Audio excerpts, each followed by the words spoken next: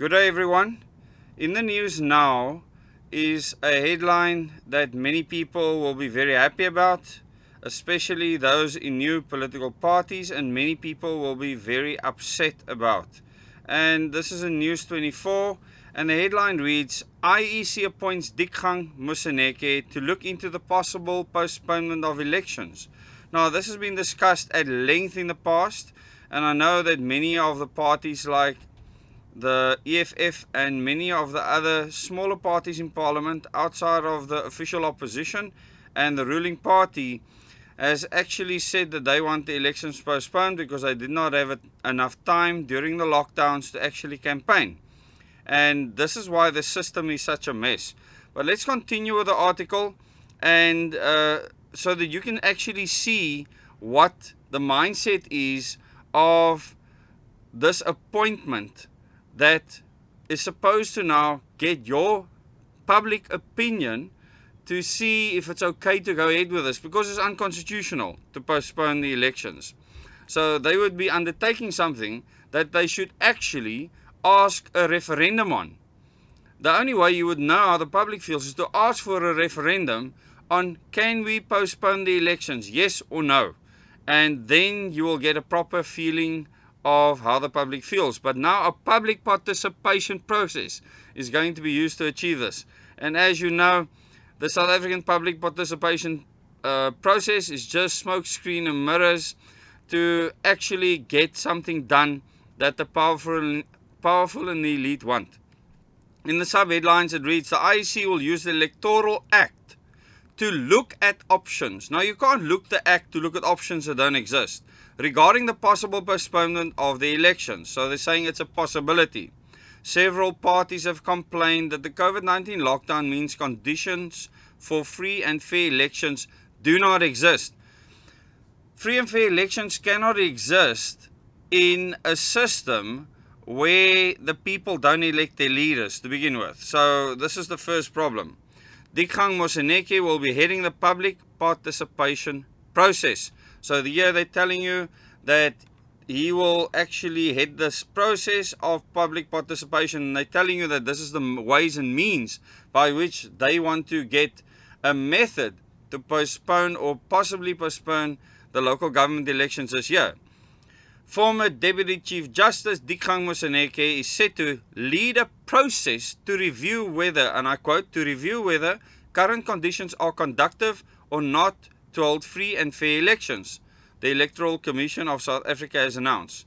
So what this means is they are saying that if the elections cannot be free and fair, that they can use that as a method to postpone the elections, okay?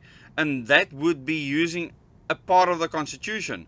The problem is, the people of South Africa are supposed to be electing their leaders. In this fraud system, we are voting for parties, but it's still us that do that.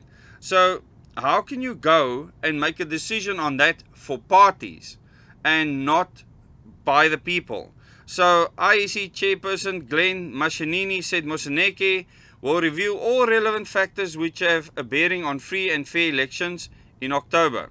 This is in reference to the 27th of October local government elections as announced by President Cyril Ramaphosa last month. Mashinini said the review would take into account legal, social, health and other relevant factors.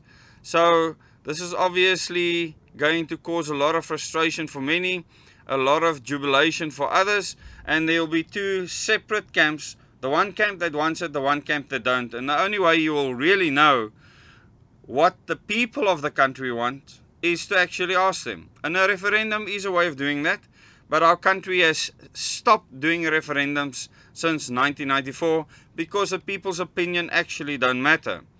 He said even though elections preparations were at an advanced stage, parties were divided over whether they could campaign freely and fairly under the current state of disaster.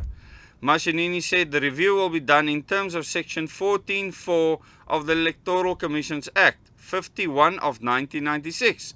It is the first time this section has been invoked. In other words, to see whether it's possible to have free and fair elections in October of this year, the 27th of October. So you can say in the comments what you think.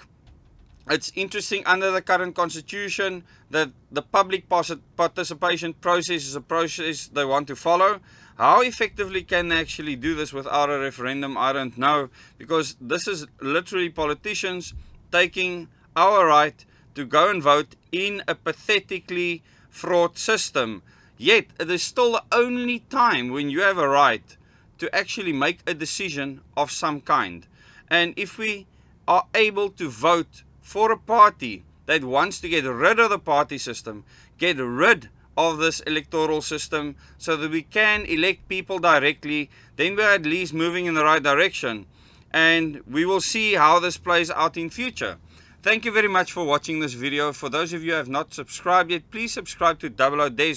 Go watch the Question Everything series as well as the Moments in Time series. And you can get that in the community tab, as well as you can get that in the tab for the playlist on this channel. And you will be able to see the videos that I have not created, that I want you to view, and I will tell you why in the community tab and the playlist section. All my past videos, especially the Question Everything series, the Moments in Time series, you will be able to find those videos there. So please watch them so that you understand what this channel is all about, what this movement on the ground is all about. We've been having so many meetings in Cape Town. I haven't been able to put out any content. I am going into a meeting again in an hour's time where we're going to have about 60 people gathered together, and I really look forward to that. It's amazing how the people of this country have come together. And now in Cape Town we've had one meeting after the other. We had a meeting last night, another meeting tonight. Tomorrow is almost a rest day, but on Saturday another big meeting, Monday, and then again Thursday, and then we on our way out of Cape Town. So these last couple of meetings, I look forward to them, and I want to thank everyone that's made this possible for your support. Thank you very much for that. You can find the Capitec banking details for Double O Des in the description below this video for those of you that want to support this effort and support this channel. Thank you very much. Till the next video.